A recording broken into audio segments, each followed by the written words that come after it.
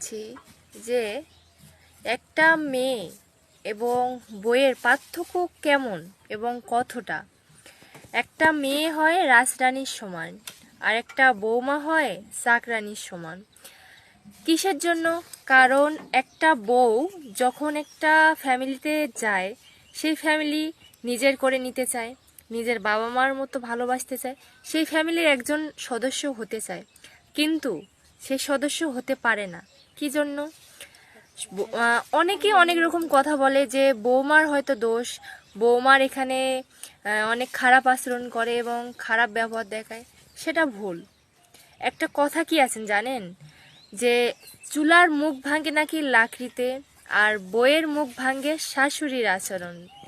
তো এই জিনিসটা আমি বুঝলাম যে আমরা একটা নতুন মেয়ে বা বউ বাবা মার বাড়ি থেকে বা কখনো নতুন অবস্থায় শ্বশুরবাড়িতে এসে কখনো খারাপ আচরণ করে না, তাকে বাধ্য করতে হয়, মানে তাকে বাধ্য করে খারাপ আচরণ করতে। তখনই সেই মেয়েটি খারাপ আচরণ করা শুরু করে। কারণ একটা মেয়ে চায় না যে বাবা মাকে ছেড়ে এসে তার পরের বাড়িতে এসে তাদের সঙ্গে খারাপ আচরণ করতে। তারাও চায় বাবা মার মতো তাদেরকে ভালোবাসতে। এটাই যদি এখন সবাই না বোঝে